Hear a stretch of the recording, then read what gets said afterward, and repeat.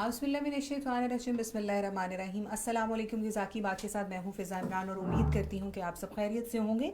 इस महीने का इस वीक का हमारा ये फ़र्स्ट सेशन है और फर्स्ट सेशन में हम डिस्कस करेंगे कि आप किस तरह से अपनी खुराक को मेंटेन रखते हुए, अपनी अच्छी डाइट पर रहते हुए अपने वज़न का ख़ास ख्याल रख सकते हैं कि वो बढ़े ना और बहुत ज़्यादा आप अंडर वेट भी ना हो, एक हेल्दी अच्छा लाइफस्टाइल गुजार सके। मोटापा, अगर मोटापे के हवाले से बात करें तो हम ये नहीं कह सकते कि ख़वातीन की बहुत बड़ी शरह जो है वो मोटापे का शिकार है या मर्द हजरात, बल्कि अगर अब बच्चों में देखा जाए तो बच्चों में आउटडोर एक्टिविटीज़ कम होने की वजह से बच्चे भी बहुत ज़्यादा मोटापे का शिकार हो गए हैं। कुछ फैक्ट्स एंड फिगर्स आपके साथ शेयर करना चाहूँगी। नेशनल न्यूट्रिशन सर्वे 2018 की तहकीक के मुताबिक 5 साल से कम उम्र 9.9% बच्चे मोटापे का शिकार हैं, जबकि पंजाब में 10 से 19 साल तक के 21.1% लड़कियां और 10.5% लड़के मोटापे का शिकार है। और अगर ख़वातीन और मर्दों हजरात में ये चीज़ देखी जाए तो इसी तरह से मर्दों में भी और औरतों में भी मोटापा ख़तरनाक हद तक बढ़ रहा है। और अगर मोटापा सिर्फ ये नहीं है कि मोटा दिखना ही बस एक एलिमेंट है, बल्कि मोटापे के साथ जब आप मोटापे का शिकार होते हैं तो मुख्तलिफ बीमारियां भी आपको लाहक होने का खदशा होता है। और वो कोई आम बीमारियां नहीं होती, काफ़ी रिस्की चांसेस पे आप चले जाते हैं और वो लॉन्ग टर्म आपकी ज़िंदगी के साथ साथ चलती हैं। शुगर होने का खदशा होता है, कार्डिक इशूज़ जो हैं वो हो जाते हैं, आपका बीपी हाई होना शुरू हो जाता है, इस तरह के मुख्तलिफ मसले मसाइल पैदा होना शुरू हो जाते हैं। और इन सब चीज़ों से हम किस तरह से बच सकते हैं, अपनी सेहत का किस तरह से ख्याल रख सकते हैं, किस तरह से एक अच्छी मेंटेन्ड लाइफ गुजार सकते हैं, ये सब हमें गाइडलाइंस देने के लिए आज हमारे साथ मौजूद हैं वर्दा निसार। अस्सलाम वालेकुम वर्दा, कैसी हैं आप? अल्हम्दुलिल्लाह, अल्लाह का ठीक शुक्र। है, आप बताइए। अल्लाह का शुक्र। अच्छा वर्दा, जब हम मोटापे की बात करते हैं तो हम ये कहते हैं मोटा है, हट्टा कट्टा है, इसको तो कोई बीमारी नहीं हो सकती। तो ये कॉन्सेप्ट किस हद तक ठीक है या ख़राब है? जी बिल्कुल मिस फ़िज़ा, आज का जो हमारा टॉपिक मैं बताती चलूँ वो वेट मैनेजमेंट का है। वेट मैनेजमेंट के टॉपिक में ये चीज़ क्लियर करना चाहती हूँ कि सिर्फ मोटापा नहीं होता कि मैं मोटी हूँ या मैं मोटा हूँ। हाँ सिर्फ ये चीज़ नहीं आती, उसमें आता है कि मैं अंडर वेट तो नहीं हूँ। हाँ ठीक है, सबसे पहले आपको करना क्या है कि आपने अपना बीएमआई जो है वो एक नॉर्मल रेंज में रखना है। मतलब वो 24 तक, आपका 18 से लेके 24 तक होना चाहिए। आज ये चीज़ क्लियर करेंगे कि देखें, आपको स्मार्ट होना ज़्यादा बेहतर है इंस्टेड कि आप मोटे, मतलब आप ओवरवेट की रेंज में जाएं या आप ओबेसिटी की रेंज में जाएं या आप अंडर वेट, यानी कि अगर आपका बीएमआई जो है, अगर आपका बॉडी मास इंडेक्स जो है वो 18 से कम है तो वो चीज़ भी खतरे की बात है। हाँ, वो चीज़ भी खतरे की बात है। आज हम ये सीखेंगे कि ब्राउन फैट्स या वाइट फैट्स क्या होती हैं, एसेंशियल फैट्स या स्टोरेज फैट्स क्या होती हैं। स्टार्ट में यहाँ से करना चाहती हूँ कि आपका जो बॉडी वेट होता है, जब हम नॉर्मल केस में हम वज़न करवाने जाते हैं, वज़न की पैमाइश करवाने जाते हैं, तो वो उसमें आपकी मेजरमेंट्स आती है, इन केजी आती है। ठीक है, आपका वेट जो है वो डिपेंड करता है, कुछ डिफरेंट चीज़ों पे डिपेंड करता है। हाँ एक आपका वेट डिपेंड करता है आपके मसल्स पे, आपके पट्ठों, मतलब वो जो आपका जो भी क्या मतलब केजी में वेट आया। फॉर इंस्टेंस मैं अपनी ही बात करूं, मेरा 53 है, तो 53 मेरी बॉडी में के मसल्स का भी वेट होगा, यानी कि पट्ठों का भी होगा। 53 जो है उसमें मेरी बोन्स का वेट भी आ रहा है। 53 में मेरा हड्डियों का भी वजन आ रहा है। 53 में मेरे ऑर्गन्स का भी आ रहा है। 53 में मेरे बॉडी फैट सेल्स, जिनको हम एडिपोज सेल्स कहते हैं या एडिपोज टिश्यूज होते हैं, उसका भी वजन आ रहा है। 53 में मेरी बॉडी के फ्लूइड का वजन भी आ रहा है, यानी कि मेरी बॉडी में फ्लूइड की अमाउंट कितनी है। फ्लूइड में आपके खून भी आता है, फ्लूइड में आपका पानी भी आता है। तो बॉडी वेट जो है इन चीज़ों के कॉम्बिनेशन होता है। अब ये चीज़ें चेंज होती रहती हैं, ये चीज़ें चेंज होती रहती हैं। अब किस चीज़ों पर डिपेंड करता है? सबसे पहले आपके हार्मोनल स्टेटस पे डिपेंड कर सकता है। आपकी बॉडी में हार्मोन्स जो हैं वो ऊपर नीचे तो नहीं हो रहे, एक नॉर्मल एक स्टेबल स्टेट में जा रहे हैं। दूसरा, आपकी बॉडी का टेम्परेचर, आपके होम्योस्टेसिस पे भी आपका वेट मेंटेन कर सकता है। तीसरा, आपकी डिजीज या इलनेस स्टेट में भी कर सकता है। अगर मैं हार्मोनल स्टेट की ही बात करूं तो आजकल बहुत सारी जो फीमेल्स हैं वो पॉलीसिस्टिक ओवरी सिंड्रोम का जो है वो शिकार हो रही हैं। उसमें सिंपल क्या होता है, आपके जो एंड्रोजन्स होते हैं, जो आपके मेल हार्मोन्स जो होते हैं वो इंक्रीज कर जाते हैं। और ज़्यादातर मिस फिजा जब हॉर्मोन्स, जब ये चीज़ें जो हैं ऑल्टर्ड स्टेट में आएंगी तो आप में ओबेसिटी होने के चांसेस ज़्यादा बढ़ जाएंगे। होते हैं। ठीक है। दूसरी दूसरी चीज़ आती है कि आपकी कोई इलनेस या डिजीज स्टेट तो नहीं है, यानी कि आपकी बहुत सारी इस तरह कैंसर के पेशेंट्स देख लें, सरतान के पेशेंट्स देख लें, जिनमें कैक्जियाक होता है, यानी कि उनकी वेस्टिंग होना शुरू हो जाती है, वो बॉडी वेट रिड्यूस करना शुरू हो जाते हैं, वो अंडर वेट होना शुरू हो जाते हैं। दूसरा आपकी जीन्स पे डिपेंड करता है। कुछ जीन्स जो होती हैं विरासती जो होते हैं, हम कहते हैं कि ये बच्चा जो है, इसके पेरेंट्स जो हैं बहुत पतले थे, तो बच्चा मोटा नहीं होगा, इसका मतलब है कि वो बच्चा भी पतला होने के उसके चांसेस इंक्रीज हो जाएंगे। हाँ, मैं हमेशा ये कहती हूँ कि न्यूट्रोजेनोमिक्स एक चीज़ होती है कि आपके न्यूट्रिएंट्स आपकी लाइफस्टाइल पर डिपेंड करता है कि आपका के जीन्स किस तरह से होंगे।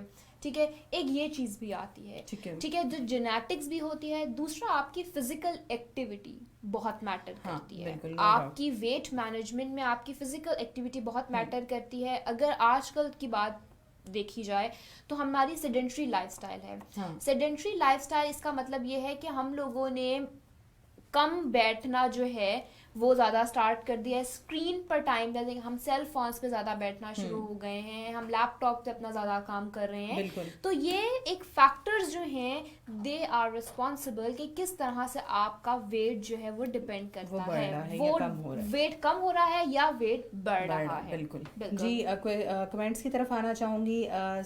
सादत अली खान साहब हैं हमारे साथ, इनके 2 क्वेश्चंस हैं। एक ये कह रहे हैं मोटापा होने की वजूहात बता दें, और दूसरा ये कह रहे हैं कि लाइफस्टाइल चेंज करने से मोटापे से निजात मिल सकती है, वही जो अभी हम बात कर रहे थे। सादत का ये क्वेश्चन बहुत अच्छा है। देखिए, जब भी ओबेसिटी की हम बात करते हैं, ओबेसिटी डिपेंड करती है कि आपका इनटेक जो है वो बहुत ज़्यादा है, यानी कि आप कंजम्पशन आपकी बहुत ज़्यादा है, एनर्जी इनटेक ज़्यादा है, लेकिन आप एनर्जी एक्सपेंड नहीं कर रहे, यानी कि उतना उसको लॉस नहीं कर रहे हो।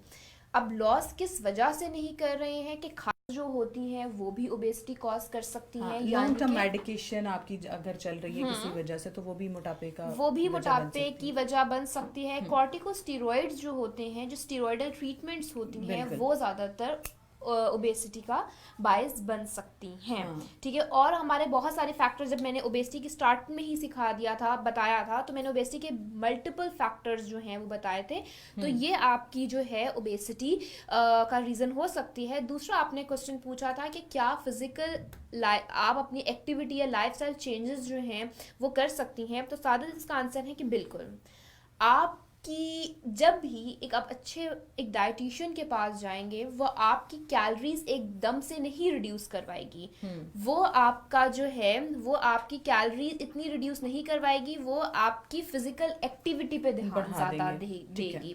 ठीक है, कैलोरीज नॉर्मल केसेस में हम 1200 से 1500 तक कैलोरीज रखते हैं, और हम दूसरा ये चीज़ क्या करते हैं कि हम अपनी जो लाइफस्टाइल है, दिन में रोज 30 मिनट्स जो हैं वो आपकी एक्सरसाइज जो होती है वो लाजमी होती है। तो ये चीज़ मतलब if you need to maintain your weight साधन, तो आपको 2 चीज़ों पे फोकस करना है, अपना एनर्जी इनटेक और अपनी लाइफस्टाइल, अपनी एक्टिविटी, फिजिकल एक्टिविटी आपकी बहुत मैटर करती है। ठीक है जी। हमारे साथ शकील अहमद साहब हैं, ये अपनी वाइफ के हवाले से पूछ रहे हैं, कह रहे हैं जी इनका हार्मोनल इम्बैलेंस है, जिसकी वजह से इनका मोटापा जो है वो बढ़ता ही जा रहा है, तो इसके लिए हार्मोनल इम्बैलेंस सबसे पहले है कि शकील आप ये पता करवाएं, आप अपनी वाइफ का सबसे पहले तो अल्ट्रासाउंड करवाएं। सबसे पहले डायग्नोसिस होनी चाहिए कि हार्मोन्स कौन से ज़्यादा मतलब है, एक इशू क्या है। अब देखें, ज़्यादातर सिंपल एक स्ट्रेस हार्मोन भी होता है ना, वो भी एक हार्मोन है। अब हमने समझ लिया है स्ट्रेस तो सबसे बड़ी वजह है मोटापे की। स्ट्रेस भी सबसे बड़ी वजह है। स्ट्रेस में ज्यादा खाते हैं, मजीद खा रहे होते हैं और बेतुकी चीजें खा रहे होते हैं। इसकी भी रीजन बताऊंगी। जिस तरह इन्होंने हार्मोनल इम्बैलेंस का क्वेश्चन पूछ लिया है, तो देखिए हार्मोनल एक एस्ट्रोजेंस, टेस्टोस्टेरॉन्स या एंड्रोजेंस, ये तो रिप्रोडक्शन हार्मोन्स होते हैं। ये ऑब्वियसली मोटापे का बायस बनते हैं। जैसा कि ड्यूरिंग प्रेगनेंसी जो होता है, एक फीमेल में एस्ट्रोजन ज़्यादा अल्लाह प्रोड्यूस करता है, तो उसकी हिप रेशियो जो होती है वो ज़्यादा हो जाती है, यानी उसकी पियर शेप ओबेसिटी ज़्यादा हो जाती है। दूसरी अगर मैं हार्मोन्स की बात करूँ तो वो कौन से, जैसा कि मैंने आपको कहा कि एक हार्मोन होता है कॉर्टिसोल हार्मोन होता है। कॉर्टिसोल हार्मोन हमेशा स्ट्रेस कंडीशन में आपका बढ़ता है। कुछ लोगों में आपने देखा होगा, हम वो कहते हैं कि हम जब भी टेंशन लेते हैं या पेपर्स के ड्यूरिंग, बच्चों के जब वो बहुत स्ट्रेसफुल कंडीशन होती है या जिनको गुस्सा ज़्यादा होता है, जब उनका फ्लाइट एंड फाइट रिस्पॉन्स जो होता है दिमाग का एक्टिवेट हो जाता है, तो वो कॉर्टिसोल हार्मोन बढ़ना शुरू हो जाता है। कॉर्टिसोल हार्मोन ने क्या करना है, आपके खून से ग्लूकोज की लेवल को कम करना है। जैसे ही ग्लूकोज की लेवल को कम होगी तो आपका जो हंगर हार्मोन है, इसको हम गर्लिन कहते हैं, ये भी एक हार्मोन है। तो हंगर हार्मोन जो है वो उसकी अमाउंट ज्यादा होगी और आपको भूख ज्यादा लगेगी। इसी तरह एक और स्टेट में बताना चाहती हूँ, एक नाइट ओबेसिटी सिंड्रोम होता है मिस फिजा। नाइट ओबेसिटी सिंड्रोम क्या होता है कि ज्यादातर लोगों को रात के टाइम्स जो है वो क्रेविंग्स होती हैं। जब मैं बहुत मैं अपनी एग्जांपल दूंगी, जब मैं बहुत स्ट्रेसफुल कंडीशन में होती हूँ तो मुझे मीठे की क्रेविंग्स बहुत ज्यादा होती हैं।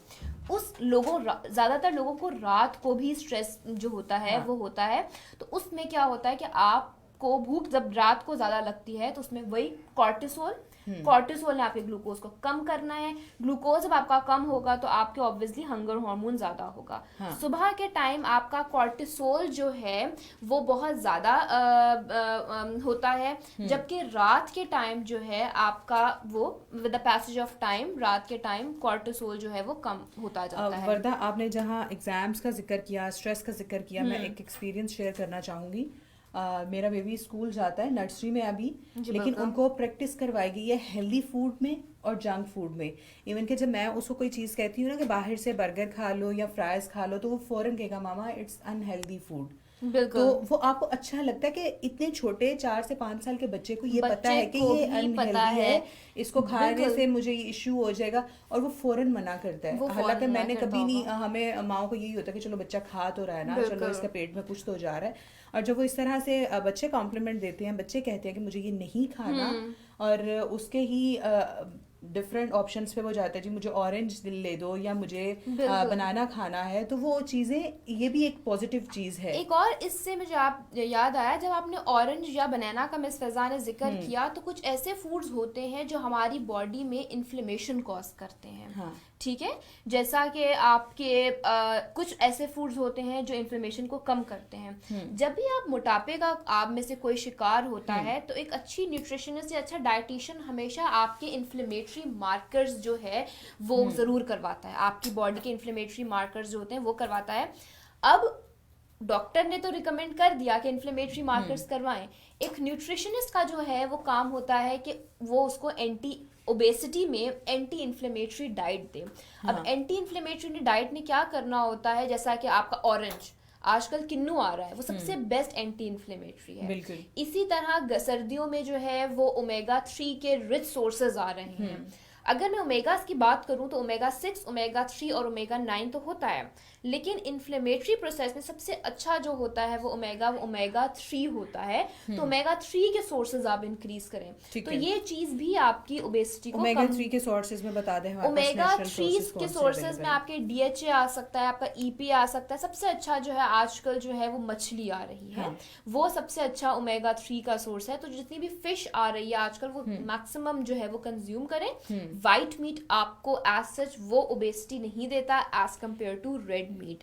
तो ये चीजें जो है आप ज्यादा कंज्यूम करें। ठीक है वर्दा, जब हम अंडरवेट जो बच्चे होते हैं उनको रिकमेंड करते हैं जी बनाना ज्यादा खाएं, तो पर डे हम जहां हम वेट कम करने की बात करेंगे, वहां पे जो अंडरवेट लोग हैं, ये भी बहुत से लोगों का इशू है, तो हम अंडर 5 ईयर एक बच्चे को कितने बनानास पर डे? देखिए, जब भी हम एक हेल्दी वेट की बात करते हैं तो हम हमेशा बैलेंस डाइट को हम प्रमोट करते हैं। एक बैलेंस डाइट में जब हम फ्रूट्स की सर्विंग देखें तो वो 2 to 4 सर्विंग्स जो हैं आपकी फ्रूट्स की होती हैं, डिफरेंट फ्रूट्स की। अब मैं आपको सर्विंग से भी बताती हूँ कि सर्विंग्स क्या होती हैं। अगर हम वेजिटेबल की बात करें तो वो 3 to 5 सर्विंग्स जो होती हैं वो वेजिटेबल्स की होती हैं। मतलब सब्जियों की दिन में मतलब लॉन्ग स्टोरी शॉर्ट ये है कि आप सब्जियों को ज्यादा कंज्यूम करें एज कम्पेयर टू फ्रूट्स। ठीक है, अगर आपने फ्रूट की ही बात की है तो 2 to 4 सर्विंग मैंने आपको बताया है, तो वो हाफ कप जो है वो जो आपका कटा हुआ फल या हाफ कप आपका कोई जूस हो सकता है, वो 1 सर्विंग के बराबर होता है। तो इसका मतलब है अगर मैंने हाफ कप एक दिन में लिया तो मैंने कितनी लेनी है, मैंने 2 to 3 सर्विंग्स मतलब या मैंने 2 to 4 सर्विंग्स जो हैं वो फ्रूट्स की लेनी है। इस तरह अपनी फ्रूट्स की सर्विंग्स जो हैं वो पूरी करवाएं। हाँ, 3 बड़े मील्स के बाद जैसे हम स्नैक टाइमिंग में चाय या कॉफी या कावा इस तरह की चीजें ले लेते हैं, तो बच्चों को हम उसी टाइम में हम फ्रूट्स वगैरह दे सकते हैं। और आपने फ्रूट जूस को प्रेफर नहीं करना as compared to raw form में, क्योंकि रॉ फॉर्म में आपके फाइबर्स होते हैं। और याद रखिएगा आपके जो फ्रूट्स में या वेजिटेबल्स में जो भी आपके फाइबर्स होते हैं, फाइबर भी आपके कोलेस्ट्रॉल को कम करता है, ठीक है। वो आपके बाइल पिगमेंट्स को, आपके जो सिक्रीट कर रहा है लिवर, जो गॉल ब्लैडर स्टोर कर रहा है बाइल, उसको भी बाइंड करता है और आपके कोलेस्ट्रॉल को जिस्म से निकालता है। क्योंकि हमारा इतना ये माइंड सेट हो गया हुआ है कि अगर आपने खूबसूरत दिखना है तो जूस पिए, अगर आपने स्मार्ट दिखना है तो जूस पिए, अगर आपको हेल्दी दिखना है तो जूस पिए।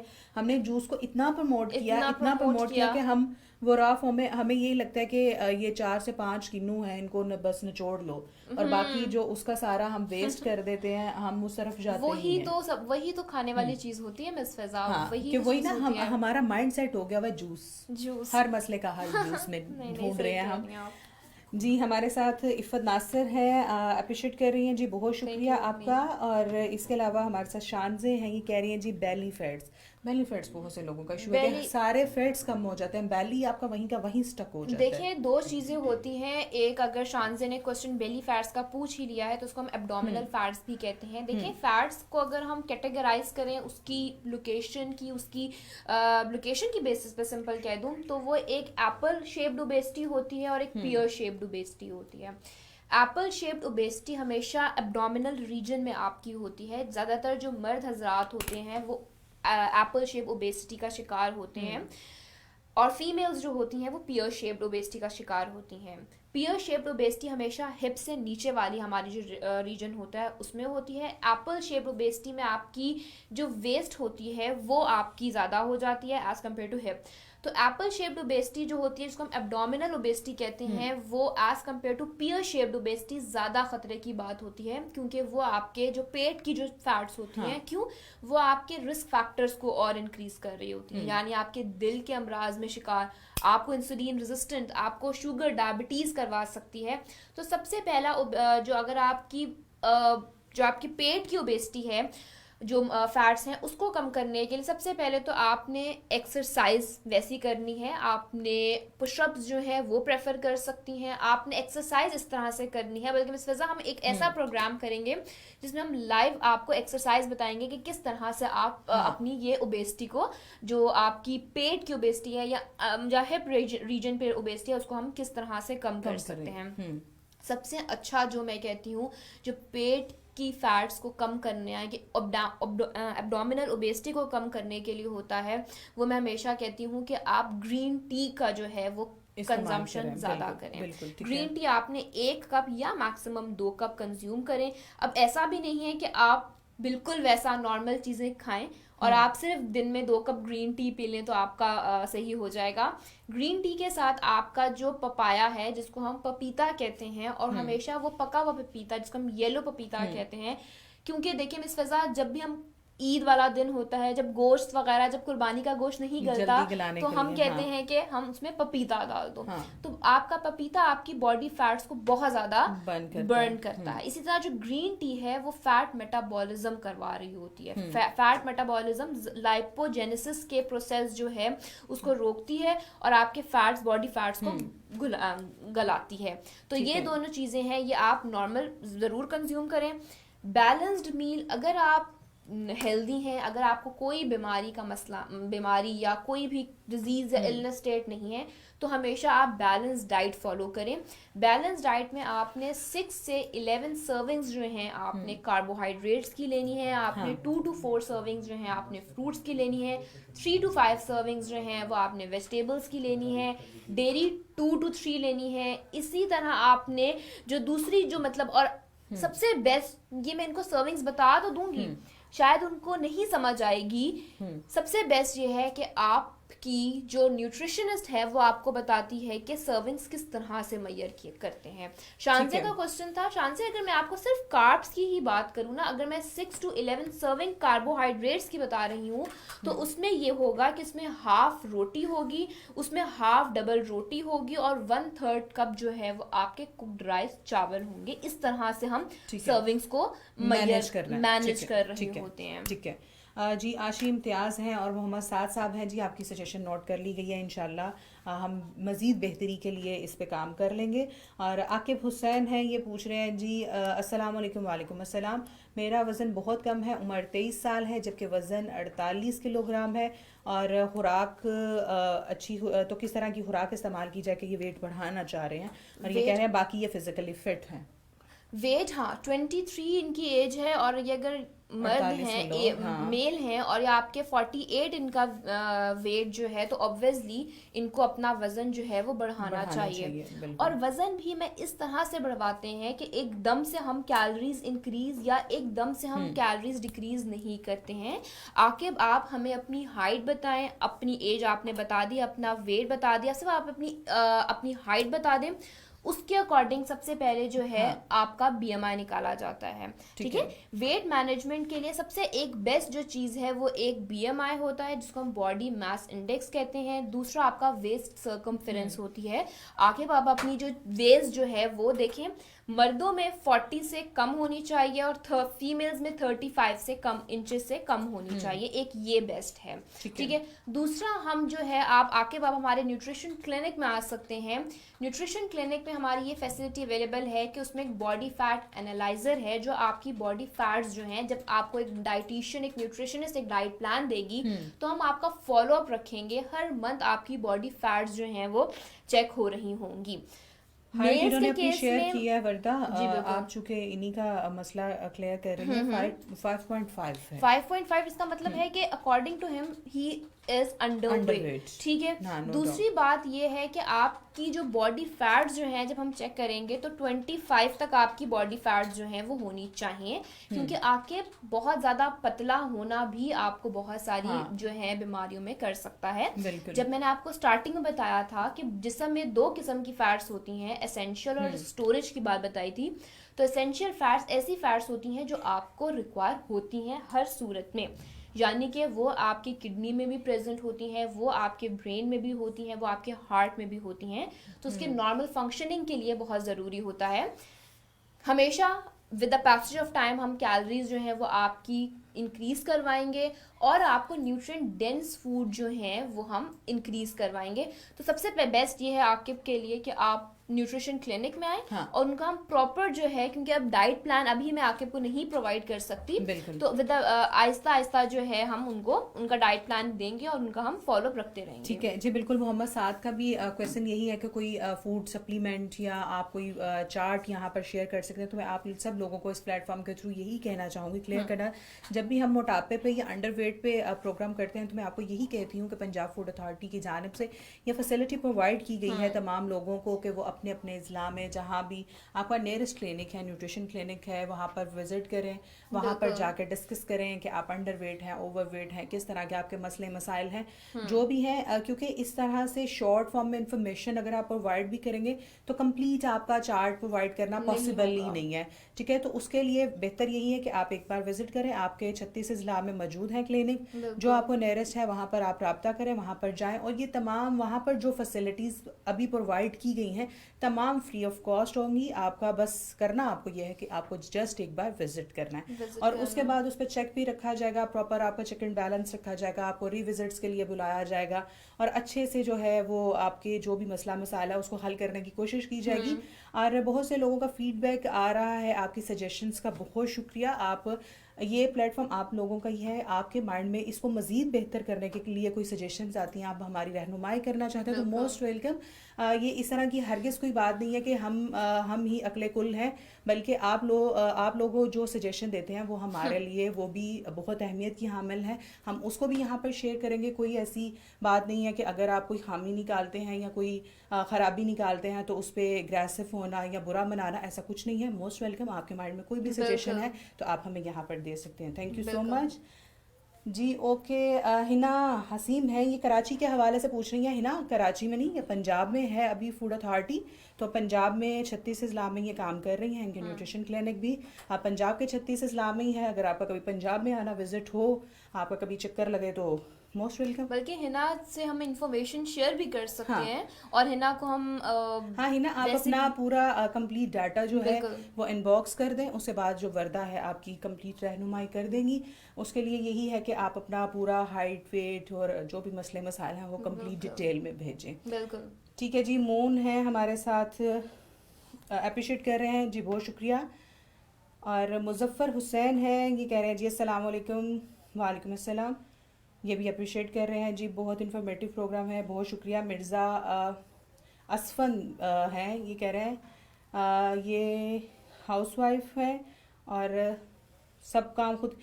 वर्दा ये बहुत इशू है, मैं भी ख़वातीन यही यही सोच कहती रही हैं थी। मैं सारे काम खुद करती हूँ, मैं पूरे घर के काम खुद करती हूँ, मैं फिर भी मोटी हूँ। देखिए, सबसे आसान अल्फाज में मैं बताना चाहती हूँ, क्योंकि ज़्यादातर लोगों को ये लगता है मैं बहुत मुश्किल तरीके से समझाती हूँ, लेकिन आज मैं सबसे आसान तरीके से समझाती हूँ कि देखिए, जब मैं फिज़िकल एक्टिविटी या एक्सरसाइज की बात करती हूँ तो वो वाकई एक नॉर्मल केस में हम पढ़ते हैं एक्टिविटी थर्मोजेनेसिस, कि जब आपने वाकई प्रॉपर एक्सरसाइज की है जिसमें आपकी ब्रिस्क वॉक आती है या आपकी दूसरी एक्सरसाइज आती हैं, तो आपकी कैलोरीज बर्न होती हैं। एक चीज़ हम पढ़ते हैं न्यूट्रिशन में, नीट उसको हम कहते हैं, वो नॉन एक्सरसाइज एक्टिविटी थर्मोजेनेसिस होती है, जिसमें ये चीज़ क्लियर कर देते हैं कि आपका क्लाइंट या आपका पेशेंट ये ज़रूर कहेगा कि मैं घर के सारे काम करता हूँ, मैं ऑफिस जाता हूँ, ऑफिस में भी मैं चलता रहता हूँ, सीढ़ियाँ चलता हूँ, ये करता हूँ, लेकिन मेरा वेट रिड्यूस नहीं होता, क्योंकि मैं स्लो स्लो चल रहा हूँ ना। हाँ। मैं सब लेकिन स्लो ये स्लो। चीज होती है नॉन एक्टिविटी, ठीक है, या आपकी कोई ये चीजें आपकी कैलोरीज बर्न नहीं करती हैं, तो ये चीज कंसेप्ट जो है अपना क्लियर करवाएं।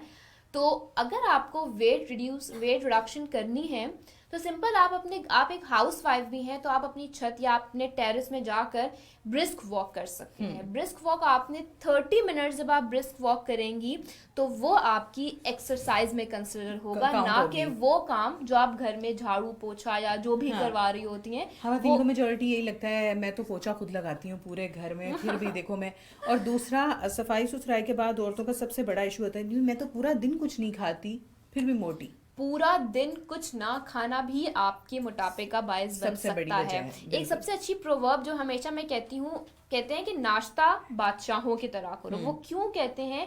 क्योंकि जब आप नाश्ता नहीं करते, जब आप खाली पेट रहते हैं, तब आपके स्टमक से एसिड जो मटेरियल होता है वो ज़्यादा होता है। ना सिर्फ आपका वेट इंक्रीज होगा, बल्कि आपको हार्ट बर्न, सीने की जलन वगैरह के मसाइल का भी आप शिकार हो सकते हैं। तो आज इस प्रोग्राम के ज़रिए ये चीज़ भी क्लियर कर लें कि बिल्कुल पूरा दिन भूखे रहने से भी आपका जो है वो वेट रिड्यूस नहीं होता। हाँ, एक चीज़ ज़रूर होती है जिसको हम इंटरमिटेंट फास्टिंग कहते हैं। आज मैं अपनी कलीग से वही डिस्कस कर रही थी, जिस तरह हम रोज़े रखते हैं, हाँ। ठीक है, वो भी एक टाइप ऑफ इंटरमिटेंट फास्टिंग है कि आपने अपने 15 से आपने 20 आवर्स तक आपने कुछ नहीं खाया, वो चीज़ भी आपका वेट रिड्यूस कर सकती है। लेकिन ये करना कि, और उसके बाद किस तरह, जब हमारा रमज़ान का प्रोग्राम था तो हमने बताया था कि अगर आपने सहरी करनी है तो वो किस तरह से करनी है। बीच में आपका एक पूरा गैप आ जाता है जो कि मगरिब तक होता है, 15 या 12 आवर्स इतने का गैप आ जाता है। उसके बाद आपने किस तरह से खाने हैं, वो चीज़ इंटरमिटेंट फास्टिंग जो है वो आपका वेट रिडक्शन करवा सकती है। ठीक है जी, ये छोटी छोटी चीज़ें हैं जिनको माइंड में रखना है जी। ब्रिस्क वॉक के हवाले से पूछा गया जी, ब्रिस्क वॉक क्या है? तेज ब्रिस्क चलना। वॉक जो है वो ऐसी वॉक है जब आपका सांस फूलता है, ठीक है। अगर आप दिल के मर्ज में शिकार हैं तो आप ब्रिस्क वॉक कभी ना करें, ठीक है। ब्रिस्क वॉक हमेशा मैं कहती हूँ कि आपने इतना तेज चलना है कि एक तो आपका जिस्म ठंडा हो, आपको पसीने आए और आपका सांस फूले, और सांस भी बहुत ज़्यादा ना फूले। जब आप देखें कि आपका सांस फूलना शुरू हो गया, यू नीड टू रिलैक्स, आप थोड़ा देर बैठ जाएं, अपने बीट्स पर मिनट जो है अपनी चेक करें, ठीक है। उसके बाद मतलब ब्रिस्क वॉक ये चीज़ होती है। जी बिल्कुल। साहिवाल में न्यूट्रिशन क्लिनिक का पूछा गया था, टीम ने आपको फॉरवर्ड कर दिया। लाहौर के हवाले से पूछा गया जी, आपको फॉरवर्ड कर दिया गया। पिंडी के हवाले से, डिफरेंट जगहों के, चकवाल के हवाले से। तो जो जो लोगों के कंसर्न्स हैं टीम साथ साथ में ही उनको अकोमोडेट कर रही है आप लोगों के एड्रेस भिजवाए जा रहे हैं तो बेहतर यही है 36 डिस्ट्रिक्ट्स में हमारी हाँ बिल्कुल न्यूट्रिशन कि क्लिनिक आपका क्योंकि वेट रिड्यूस करना एक कंप्लीट डाइट चार्ट देना इतने कम टाइम में पॉसिबल ही नहीं है। उसके लिए आपको टाइम देना पड़ेगा, आपको बैठना पड़ेगा अपनी न्यूट्रिशन के साथ, अपनी जो न्यूट्रिशनिस्ट है उसके साथ बैठे हैं, अपने मसले मसाइल डिस्कस करें, उनको बताएं कि क्या इश्यूज़ रहे हैं शुरू से, बल्कि हैं अभी हुए हैं, कोई स्ट्रेस है, कोई हार्मोनल डिस्टर्बेंस है, आपको टेस्ट बताए जाएंगे कि एक कंप्लीट जो है वो प्रोसीजर है। कोई एक सिर्फ हाइट वेट बता देने से मसला हल नहीं होगा। आपको तमाम चीज़ें जो है वो माइंड में रखनी पड़ेंगी कि बेसिक इशू स्टार्ट कहाँ से हुआ है। अगर आप अंडर वेट हैं या ओवर वेट हैं तो इसलिए न्यूट्रिशनिस्ट की रहनुमाई बहुत ज़रूरी है, इसको आप इग्नोर नहीं कर सकते। और साथ में मैं आपको फिर ये रिपीट करना चाहूँगी कि ये बिल्कुल फ्री ऑफ कॉस्ट है, आप बिल्कुल टेंशन फ्री होके विजिट कर सकते हैं। और जो भी आपके सिंपल वर्ड्स में अगर मैं कहूँ कि आपने अपनी वेट रिडक्शन करवानी है ना तो आपने अपनी कार्बोहाइड्रेट कंटेंट कम करना है, जिसको हम नशास्ता कहते हैं। बिल्कुल। और अगर नशास्ता आपने लेना भी है तो आपने होल व्हीट का लेना है, आपने बेचना जो है वो चीजें लेनी है, ठीक है। आपने जो वाइट आटा या उससे बनी अशिया जो है उससे परहेज करना है। सिंपल वर्ड्स में ये है, मतलब आपकी जब न्यूट्रिशनिस्ट आपका डाइट प्लान बनाएगी टोटल 100 कैलोरीज में से वो आपकी 50% सिर्फ वो कार्बोहाइड्रेट को देगी। कार्बोहाइड्रेट बिल्कुल भी नहीं छुड़वाएगी, क्योंकि मैं हमेशा कहती हूँ कि एक दिन में हमारे दिमाग को 200 ग्राम ग्लूकोज की जरूरत होती है। वो ग्लूकोज जो है आपकी ग्लाइकोजन की फॉर्म में स्टोर होती है। अगर आपको वेट रिड्यूस करवाना है, आप कुछ लोग कहते हैं कि हमारा वेट एक जगह स्टक हो गया, ठीक है, वो भी एक प्लेटो इफेक्ट होता है। उसमें मैं कहती हूँ कि आपने अपनी प्रोटीन्स इंक्रीज करवानी है। जब आप अपनी प्रोटीन्स इंक्रीज करवाओगे तो आपके प्रोटीन मेटाबॉलिज्म के थ्रू आपकी वेट रिडक्शन होती है। बिल्कुल। दूसरा, आप अपने फैट्स जो हैं वो आपने 30% से ज्यादा फैट्स नहीं रखना। 30% अगर आपने रखना भी है तो आपने गुड फैट्स जो हैं वो कंज्यूम करने हैं। तो ये चीजें जो हैं ये सिंपल वेट मैनेजमेंट के लिए मैंने आपको बता दी हैं। ठीक है जी। समिया है, ये पूछ रही हैं लाहौर में क्लिनिक के हवाले से पहले भी शेयर की गई थी लोकेशन, अभी दोबारा की गई है तो आप नोट कर लें। डेरा गाजी खान के हवाले से पूछा जा रहा है, मलिक अंसर साहब हैं जी, आपके सबके एरिया वाइज अभी आपको टीम सबके साथ साथ में भिजवा रही हैं ताकि जिन लोगों के भी कंसर्न्स हैं वो हम हल कर सकें। इसी के साथ हमारे पास शाजिया अजहर हैं, ये कह रही हैं जी मेरे हिप्स और बाजू बहुत मोटे हैं, इनको कम करने के लिए। और साथ में स्किपिंग के हवाले से आया कि अगर हम डेली बेसिस स्किपिंग कर लें तो उससे भी वेट कम होगा, रस्सा कूदना। हाँ, अगर देखिए मिस शाजिया का जो सवाल है, रस्सा आप जरूर अपना शाजिया के हिप्स और बाजू का इशू है, रस्सा जरूर कूदें। स्किपिंग जो है आप जो है वो करें, लेकिन जो है एक्सेस स्किपिंग जो है आपको हर्निया का इशू जो है, जो फीमेल्स जो ज्यादा एज में होती हैं वो इशू कर सकता है। तो आप इस तरह की जो एक्सरसाइज हैं वो करें जो आपको हर्निया के चांसेस होने का कम दे सकते हैं, क्योंकि आप स्किपिंग में उछल रहे होते हैं। मून साहब का स्किपिंग के हवाले से, ये मेल हैं और इन्होंने पूछा है कि स्किपिंग कर सकते हैं फिर मेल कर सकते हैं, लेकिन उसमें भी आपका ये है कि 20 या 30 मिनट से ज्यादा आपने नहीं करनी। आप अगर मेल है तो आप पुशअप्स लगा सकते हो। अगर आप बाजू का इशू है तो बाजू के लिए भी प्रॉपर जो है वो एक्सरसाइज होती है, वो जरूर करें। और एक चीज है, जिसने अपनी फैट्स कम करनी है उसने अपने स्लाइवा को ज़्यादा प्रोड्यूस करना है। स्लाइवा प्रोडक्शन के लिए आप कोई भी शुगर लेस गम जो है, बबल गम जो आजकल मार्केट में अवेलेबल है, वो ज़ाइलेटॉल के नाम से आ रही है, या कोई भी नॉन शुगरिक जो बबल गम है वो ज़रूर करें, ताकि आपका जो मसल्स जो हैं, जो फेशियल मसल्स हैं, वो ज़्यादा एक्टिव हों। उससे आपका जब स्लाइवा ज़्यादा प्रोड्यूस होगा तो आपकी ओबेसिटी के चांसेस जो होते हैं, एक तो फेस का भी रिडक्शन होगी, दूसरी जो आपकी आर्म्स की जो है ओबेसिटी की बात है, उसकी जो है फैट्स की बात है, उसके लिए तो बेस्ट है कि आप एक्सरसाइज करें। जब हम आपको कहते हैं वेट रिडक्शन एक न्यूट्रिशनिस्ट करवाती है, तो सबसे पहले आपकी बेली फैट्स हैं वो कम होना शुरू होती हैं और आपके हिप फैट्स जो हैं वो कम होती हैं। तो इनके लिए सबसे ज़्यादा बेस्ट जो है वो आप एंटीऑक्सीडेंट रिच डाइट लें। एंटीऑक्सीडेंट सबसे पहले, मैं हमेशा ये ग्रीन टी का तो मैं कहती हूँ, आप लहसुन जो है वो रोस्ट करके ले सकती हैं, या आप अदरक जो है वो उसका कहवा बनाकर भी ले सकती हैं। तो ये चीज़ें जो हैं वो आपकी बॉडी फैट्स को कम कर सकता है। दूसरा ये है short frequent meals. Short frequent meals का मतलब ये है कि आपने हमेशा 1 घंटे के बीच में कुछ ना कुछ खाते रहना है। आपने 3 घंटे से ज्यादा भूखे नहीं रहना जो वेट रिड्यूस करवा रहे हैं। तीन जब ये मैं क्यों कहती हूँ शॉर्ट, इसको हम कहते हैं शॉर्ट फ्रीक्वेंट मील्स, इसलिए कहते हैं जब आप थोड़े थोड़े वक्फे में आप खाते रहेंगे तो जब आपका वाकई जब मेजर मील यानी कि दोपहर का खाना, सुबह का नाश्ता और रात का खाना आएगा तो आप एक्सेस नहीं ज़्यादा खाएंगे। तो ये चीज़ जो है इसको हमेशा ध्यान में रखें। दूसरा है फाइबर रिच फूड्स हमेशा खाएं। रात को सोने से पहले मैं हमेशा कहती हूँ या तो एक दालचीनी वो ज़बान में रख लें, मुंह में रख लें, उसको अच्छी तरह क्रश करें, या आप सौंफ जो है वो कंज्यूम कर सकते हैं, 1 टीस्पून सौंफ जो है वो कंज्यूम कर सकते हैं। या अगर आपको है आप 1 कप नॉन फैट दूध लें, या फीमेल्स के लिए मैं हमेशा कहती हूँ सोया मिल्क लें, उसमें आप 1 टीस्पून या 2-3 ड्रॉप्स जो हैं वो आप ऑलिव ऑयल के, एक्स्ट्रा वर्जिन ऑलिव ऑयल के डाल सकते हैं, गरम गरम वो लें। या आप उसके साथ एक जो है हस्क जो है 1 टीस्पून जो है जिसको हम इसबगोल का छिलका कहते हैं वो खा के सो जाएं।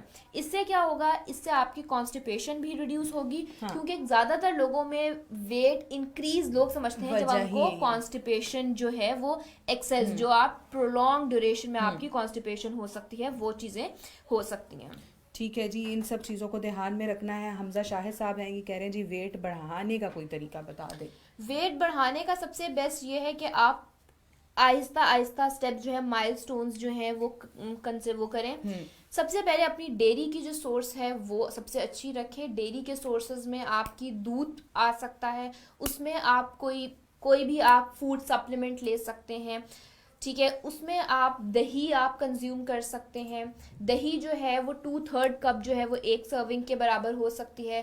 दूसरा आप जो है अपनी प्रोटीन्स इंक्रीज ज़्यादा करें। प्रोटीन सोर्सेज जब आप इंक्रीज करेंगे तो आपका ना सिर्फ मसल मास इंक्रीज होगा, इस वजह मर्दों में एक चीज होती है कि मर्द अपना वेट गेन भी बहुत तेजी से कर सकते हैं और मर्द जो होते हैं अपना वेट लॉस भी बहुत तेजी से कर सकते हैं। क्यों? क्योंकि उनका लीन बॉडी मास जो होता है, मसल मास जो होता है मर्दों का ज्यादा होता है एज कम्पेयर टू फीमेल्स। इसी तरह उनका जो हम रेस्टिंग मेटाबॉलिक रेट मेल्स का भी ज्यादा होता है।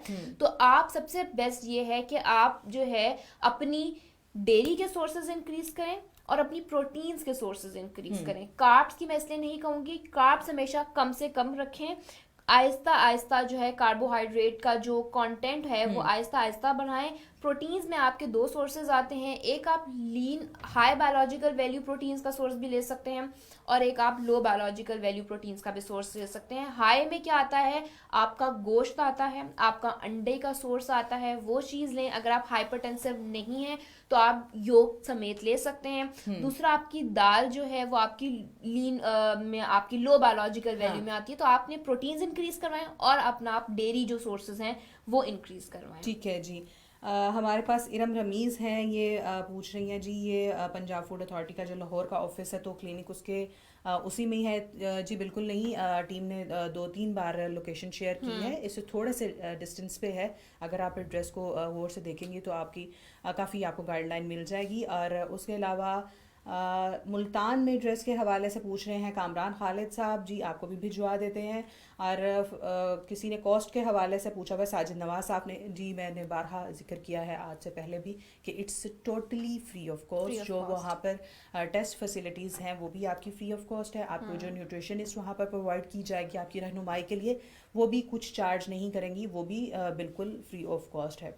बिल्कुल।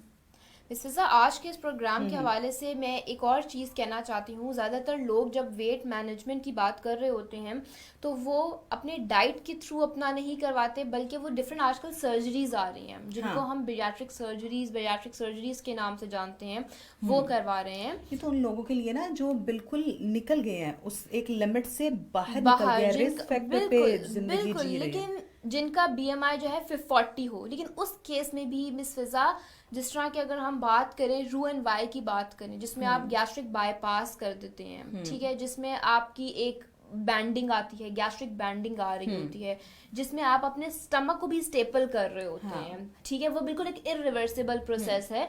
तो एक वर्टिकल जो आप अपने स्टमक को बिल्कुल काट देते हैं, तो इस टाइप ऑफ सर्जरी से बेहतर ये है कि आप डाइट के थ्रू और अपनी फिजिकल एक्टिविटी के थ्रू अपना वेट जो है वो मैनेज करें, क्योंकि जब आप इन सर्जरीज का भी आगे आने वाली उम्र में कोई ना कोई नुकसान होता है। बिल्कुल। जैसा कि सबसे मैं बेस्ट बात करूं, जब आप Roux-en-Y जो आजकल बहुत कॉमन है, जिसमें आप एक बाईपास कर देते हैं, अपनी डिडेनम जो है उसको कर देते हैं, और सम पार्ट ऑफ योर जिजनम, जो कि मैंने पहले बताया था कि आपकी छोटी आंत के 2 हिस्से होते हैं, डिडेनम और जिजनम, उसको आप बाईपास कर देते हैं। उसमें क्या होता है, आप ऐसे पेशेंट्स जो सर्जरीज वगैरह करवाते हैं या लाइपोसक्शन वगैरह आजकल बहुत कॉमन है, इनमें विटामिन B12 कम हो जाता है, जिसको हम कोबोलामीन कहते हैं, जिनमें आयरन कम हो जाता है। तो ऐसे पेशेंट जो ऐसे क्लाइंट्स जो होते हैं वो खून की कमी का शिकार ज़्यादा होते हैं।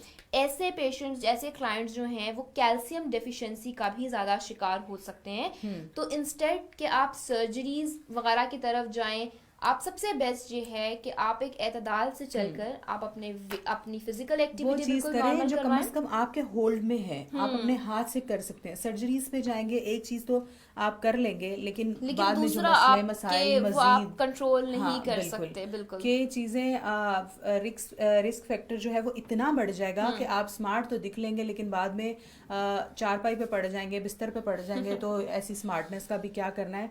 और चूंकि प्रोग्राम का वक्त खत्म हो रहा है, इसलिए मैं आप लोगों को यही सजेस्ट करना चाहूँगी कि अननेचुरल वे पे जाने की बजाय, आर्टिफिशियल मेथड्स को यूज़ करने की बजाय वो चीज़ें इस्तेमाल करें जो कुदरत ने हमें कुदरती तौर पर प्रोवाइड की हैं। अल्लाह मियाँ ने हमें इतने अच्छे ऑप्शंस दिए हैं, इतनी अच्छे खाने पीने की चीज़ें बताई हैं। अभी किसी ने क्वेश्चन भी किया हुआ था जी, ज़िंदगी एक बार ही मिलती है तो इसको खुलकर जियो। जी खुलकर जिए, लेकिन खाएं पिए एतदाल से। जो भी आपको करना है, जब आप बैलेंस में रहते हैं, ये तो हमारे मज़हब में भी कहा गया कि म्याना रवि में रह के करें। मैं मिस फिजा कहती हूँ कि अगर आप अपनी बॉडी के साथ अपने आप से सिंसियर नहीं है ना, तो आप किसी के साथ तो कोई आपको डंडा मार के नहीं समझाएगा कि भाई अपना अल्लाह ने, बल्कि मैं कहती हूँ ये आपसे पूछा जाएगा, नेमत है ना ये इसका, कि आपकी सेहत आपकी नेमत है, आपने इसको खुद कंट्रोल नहीं किया, वो आपसे पूछा जाएगा। बिल्कुल। तो अपना ढेर सारा ख्याल रखना है इस सेहत के साथ कि आपको स्मार्ट दिखना है, खूबसूरत दिखना है, अच्छे दिखना है और अच्छी अच्छी चीज़ें खानी है। अनहेल्दी फूड से आपको दूर रहना है, अपना, अपने घर वालों का, अपने बच्चों का, बड़ों का, सबका ख्याल रखना है और अच्छा सा लाइफस्टाइल जीना है, क्योंकि ज़िंदगी वाकई एक बार में मिलती है और ये नेमत है अल्लाह पाक की। और हमें अल्लाह पाक को इसका जवाब भी देना है कि हमने इसको कितना संभाल कर रखा और कितना हमने वेस्ट किया। इसी अहद के साथ कल एक नए टॉपिक के साथ हाजिर होंगे। अपना ढेर सारा ख्याल रखिएगा। अल्लाह हाफ़िज़। अल्लाह हाफ़िज़।